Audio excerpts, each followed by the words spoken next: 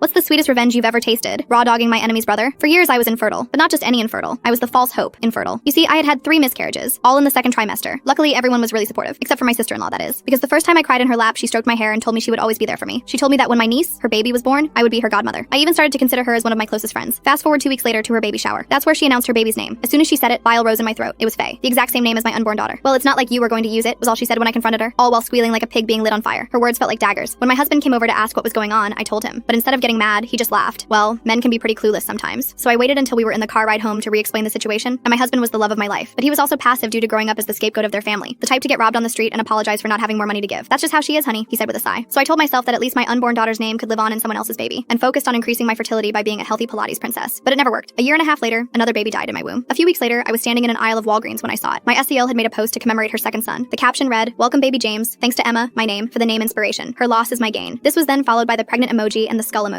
By the time she stole my third miscarriage's name, Charlotte, I was numb. She would send me nursery photos with captions like, "Bet you wish this could be for your Charlotte." My husband still defended her, saying I was being too sensitive about just names and photography. After 4 years of I stopped hoping for a child, Sarah was pregnant with her 4th child and made jokes at family dinners about which name she should steal next. Everyone laughed. Everyone except me. That night something in me snapped. If she wanted another name, I'd give her one she'd never forget. I waited until the next family gathering and broke down in tears. I told Sarah privately that I had discovered something incredible in my late mother's diary, a secret middle name she never told anyone, Lexativa. I said it meant sacred child in an ancient dialect. I even created fake diary pages and showed her a Pinterest board about honoring deceased grandparents through baby names. Sarah took the name and ran. She announced everywhere that she was naming her daughter Lexativa Rose to honor our family's hidden history. And this revenge plan was good enough for me. Until 8 months later, when the universe threw me a curveball. I was pregnant, like 3rd trimester pregnant. I almost cried with joy. No more memorials, no more wondering whether there was something deeply wrong with me. Me and my husband had been waiting to announce it, not wanting to get our hopes up. And that same week we got the text. It was Sarah inviting us to her baby shower. I wore a flowy dress that hid everything. My husband supported my decision, not giving an F anymore. Sarah had gone all out for this shower, bigger than any before. The whole family was there, plus her mommy blog followers who'd been following baby Lexativa's journey for months. Sarah was in the middle of giving her speech about discovering this sacred family name when I stood up. "Actually, Sarah, I have something to share too," I said, smoothing my dress over my now obvious bump. The room went dead silent. Sarah's mouth hung open mid-sentence. My mother-in-law dropped her champagne glass. 29 weeks today, I announced, cradling my belly. We wanted to be sure this time. The room erupted in screams and congratulations. Sarah's face drained of color. That's when my husband, the saint of the family, stood up and raised his hand. "Sarah, you were saying something about Lexativa? About all that research you did?" Sarah's face had gone from white to red. "Yes, it means sacred child in ancient—" "That's so weird," he interrupted, pulling out his phone. "Because when I Google Lexativa, all I get are medical websites about constipation relief." I had to hold my nose just to stop myself from laughing. The rest of the room was silent. I grabbed my husband's hand and walked out. It was a proud moment for all 3 of us. But I was fast asleep at 4 a.m. when I felt a sharp pain in my stomach. One I had felt 3 times before. Me and my husband rushed to the hospital, but I already knew the truth. It was a miscarriage. Turns out one of my nighttime prenatal gummies had been swapped for something that was fatal to my baby. I instantly knew Sarah was behind it. Full story on channel, link below.